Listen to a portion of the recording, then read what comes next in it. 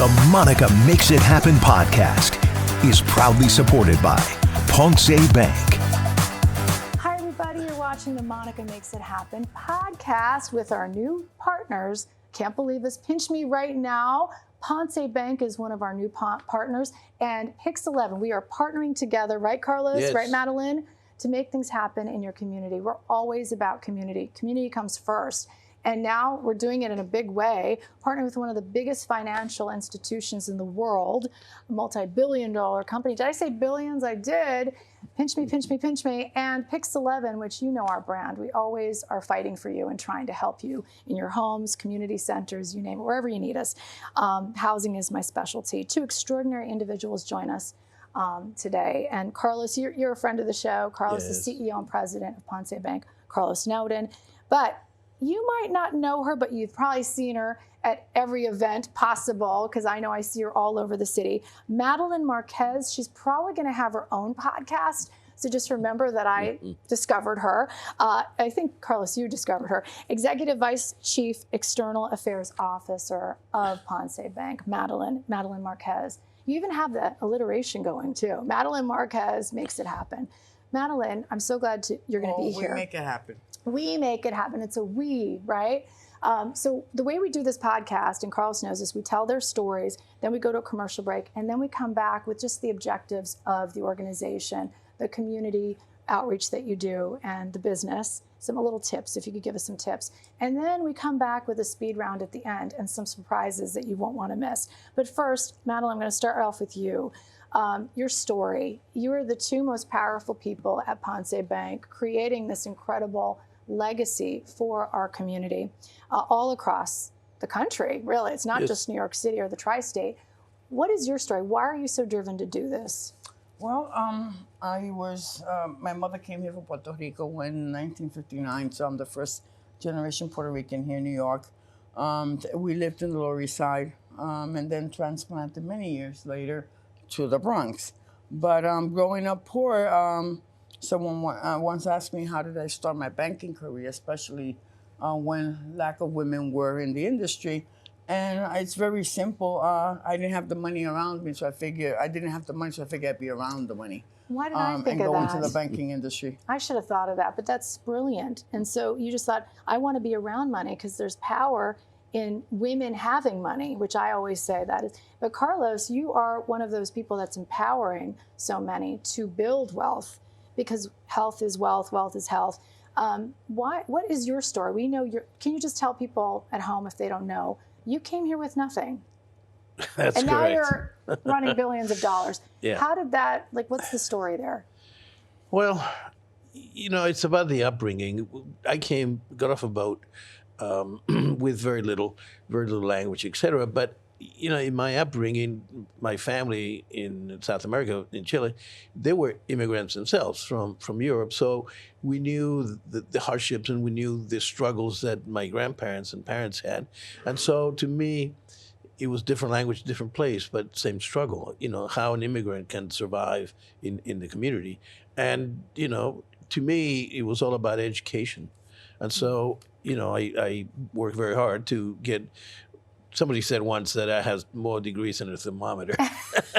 I'm so glad you said that, because a lot of people, there's a narrative out there that school or you don't. I think if you can get it, do it, go all the way. And I came from a very academic family. But also I've noticed, Madeline, that my mom, who didn't have a high school education, a lot of our viewers, let's say, they don't have degrees and they're the smartest people in the room, just business minded. And we have so many business CEOs that are like that, right? And so Ponce Bank, you cater to everybody. We do.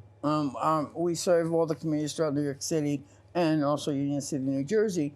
But in terms of services, not just products, my side of the bank, or the external affairs division of the bank, concentrates on creating and implementing services that can equal technical assistance for the communities that we serve. And there's a story about estate planning. Can you tell that story? Well, about 2 years ago, we were at the Somos Conference in Puerto Rico, and I was speaking I gotta go to this. at the women's luncheon, and there were about 400, 500 individuals in the room, and they were concentrating their areas on health. So I decided to talk about financial health and how do you go about protecting your legacy and getting your financial house in order. And in order to survey the room, I asked one simple question, which was, how many of you own homes?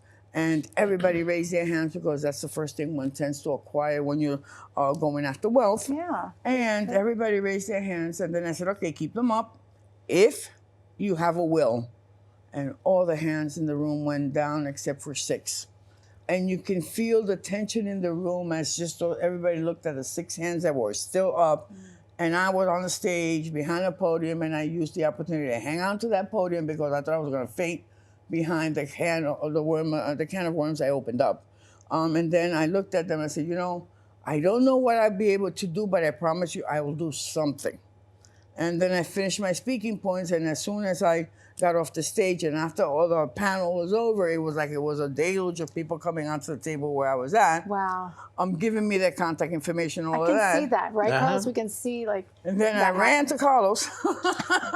I was there. The boss. And I said, we gotta do something. And I was there was so many ideas running through my mind. And the first one that came was, how do you go about, this is creating the knowledge, right? And that base where it allows our people, based on information and not culture, to make a decision. That's so important, that what you said. And so we're going to go to a commercial break. When we come back, I want you to give me things I can do immediately if I'm watching. What can I do, Carlos? I want to be wealthy. I want to be successful. And I need those first few steps when we come back after this break.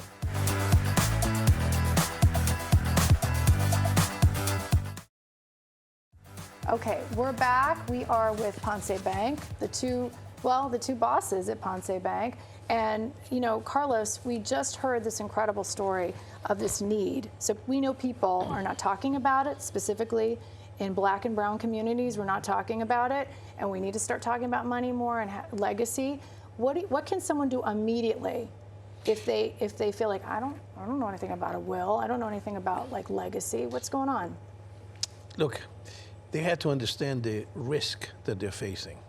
They want to leave a legacy. They want to leave their property to their children.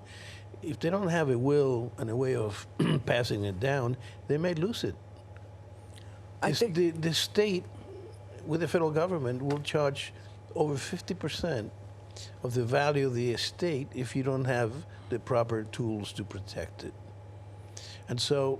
Wait a second. 50% if you don't have a will...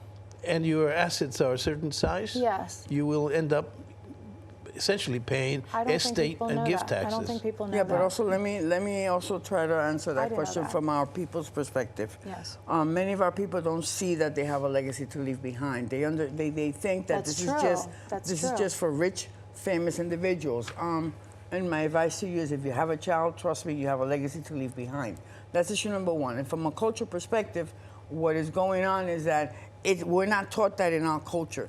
Even when you try to, and I'm going to use myself personally, when I would try to speak to my mom would say, ay, no me hable de eso, que no me estoy muriendo. Don't talk to me about that because I'm not dead yet. Yes. So there are cultural impediments that we face. So our mission at Ponce Bank, through the Protect Your Legacy program, is to deal with those financial management stereotypes and get them out of the way, reset the mind in terms of what we should be doing. We should be having a conversation with our family so that they understand what to do when I'm not there. Protection and Legacy Program, and that you can find that on poncebank.com. But I love the name of that because you need to be protected, of course, and then the legacy part. That's really important, right, Carlos? Absolutely. I mean, so we go there, and that's a start, right, at least. But these small businesses are struggling, Carlos. They're struggling, and you guys have been at the forefront, the front lines of the battle to keep them open. I hear from them every day. Look, it's the same thing. The small business that somebody starts, that's a legacy. And you have to protect that legacy, whether it is through training, through wills, through right corporate structures, whatever it is. The survival of the business really depends on how to protect it. And often, if you don't pay taxes, you don't do the filings you need to do, endangering your business and you're not protecting it. Yeah. So that's Let part me, of our let me add efforts. to that. We have business owners that, again, are not having the conversation that they need to have with their families or their associates.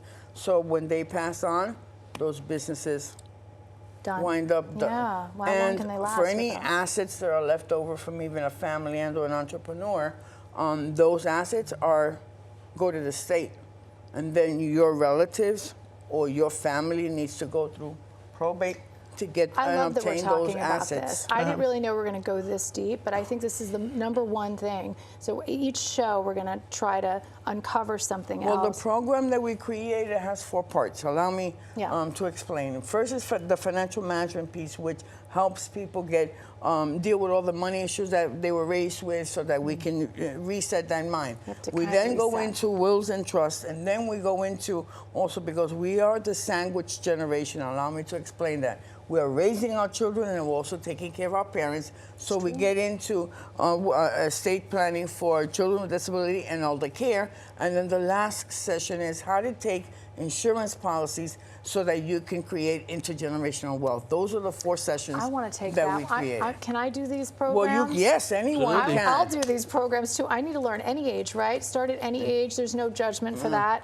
And I know the boot camp for small business. That's your Correct. passion project, right, Carlos? It You is. love saving small businesses because you kind of are masters at that. And we kind of barged into your office and we saw the team in action, and that was really cool. Yes, there was. And you also have a good view of the businesses that you've saved from your beautiful headquarters. And so when we come back, I want to talk a little bit about the future, what's next for Ponce Bank, and then a speed round with these 2 banking titans. That's coming up after the break.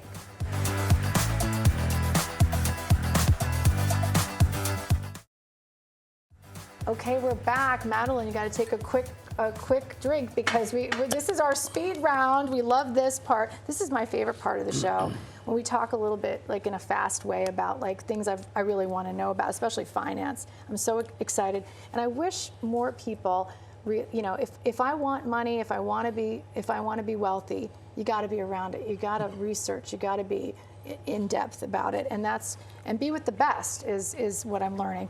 Carlos, if someone is watching and want to develop a successful financial portfolio, but also just move toward wealth, we talked about the estate planning.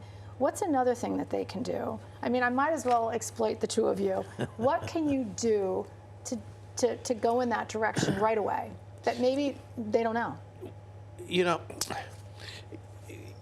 You have to create a foundation, whether the foundation is your home, your 2-family home, your small business, then you have to learn how to leverage it. Meaning, if the house is worth $1 million, that $1 million is not working for you, it just sits there. But you can leverage, you can take some money out of there, and then invest it in a way that is prudent and helps you pay the mortgage, but at the same time, it gives you greater return. And so the business of banking is essentially that. Our capital, we have $550 million in capital. We essentially take deposits against it and grow the bank so that our capital ends up being at 10%. So we can kind of be mini Carloses everywhere. Yes. We can kind of adapt how you've become so successful ourselves. And Madeline, the keys to success, is it teachable? Is it something like, let's say, someone my age or our audience, mostly women, college-educated women, can we at any age reset our financial health? Yes, you can, and it's done every day. And we continue to do it. I'll give you my example personally. The first conversation I had with my son, which was at 36, I have 2 grandchildren, and I had never discussed with him what I had. So I waited for him to be in New York, and he was visiting, and I said, we need to talk when you're alone. Meanwhile, the kids and everybody were around, so he said, okay, we were alone, and I said, Jedediah, I need you to know what I have, and I need you to do, I need you to tell you what to do when I'm not here. And it didn't seem morbid, it was like a really cool conversation that we had so for the first time ever. So it should dark. not be. The mission with this program is to make it cool to talk about what you're gonna do and prepare our children for when we're not there. It needs to be taught and felt like it's a cool, normal conversation, which it is not today, because our mothers and our forefathers didn't do it that way. So we need to convert that into the cool conversation. That's so true. And I think, is there ever a good time? Like, what would you said? Just do it. There's never a good time. We need right? to normalize it, right, Okay. Monica? This way, we need Okay. to just normalize it. So if you start when they're young, it'll be cool and normal to them, like if nothing. I am a product of my mother, and my mother didn't allow me to have the conversation with her. So I said, I'm not going to go there. I'm going to break that cycle and have the conversation with my son.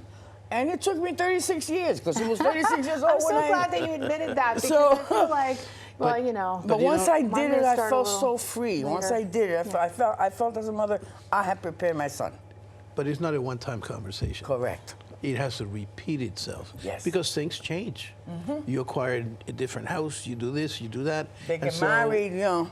Exactly. So it's a dialogue you have to have all This the is time. just an idea, because I've been having like meetings with my family, like just like informal meetings around food, and sometimes that's a good idea. And talking about things like this, because a lot of times we talk about other stuff which doesn't really mean much, but this is the most important conversation We you can need to have. So maybe normalize it as much as we money can. meetings, you know, Yeah, with your normalize it. family. Make it feel cool and normal. I love it. I love it. Madeline, And it's not just about money, by the way. Right. no. If you have children, it's how you protect your children when they're minors. And what happens if you're not around? Who's going to take care of them? Yes, wow. In New York, the state law, once if children under 18, if something happens to you, become the ward of the state. Do our people know that? No. So that's what protecting your legacy, getting your financial house in order program is about. What do you do to protect your children and your family? We do that unconsciously every day. We're mothers, but yet we don't prepare I'm going ourselves to do this right after technically the and show. on paper. You're making me nervous. I'm taking action right after the show, to be quick, because I thought I knew everything. I'm going to be honest with you. I thought I'm set, but now you're bringing up stuff that I'm like, okay, maybe I need to look into this a little bit more. And that's what the show is all about. If you get one thing, or if we save one person from catastrophe, losing a small business, losing their legacy, I think we've done our That's job. the reward, Monica. If I could help one person do it, then I feel good. Well, you're helping thousands every single day as Ponce Bank. But Carlos, your greatest success, talking about legacy, since we're in the speed round, what's your greatest success? What do you feel most proud of? Making Ponce really a legacy of the community. I mean, that's what it's all about. Today, we can have much bigger impact than we did 10 years ago, than we did 20 years ago. And we started 60 years ago. We're a tiny little thing in the Bronx, and today we are big enough to have a significant impact. Yeah, and you're growing, right? I think there's a new branch coming. Do you want to talk to us about the growth?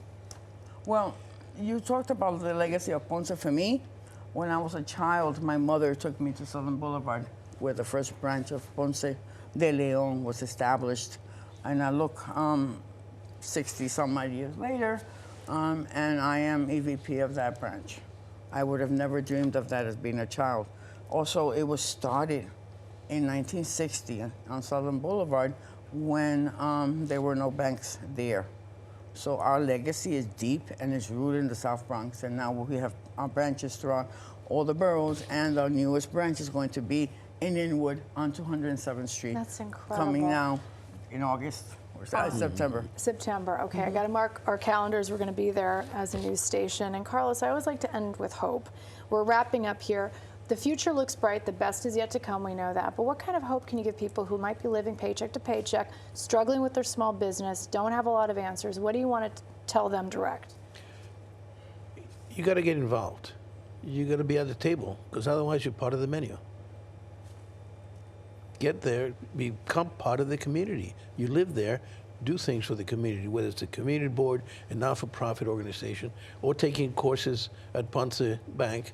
It's your involvement that's going to make a difference. Knowledge is power. I can't. Yes, I mean, it you is. can't Yes. know more. I'm always like, I can't be over prepared. I tell my kids that. Madeline, hope. Hope, learn as much as you can, and I will echo what Carlos is saying. And get involved. We've discovered that the majority of the participants through our boot camp program and even the Protect Your Legacy program are women and of a mature age. That's my audience.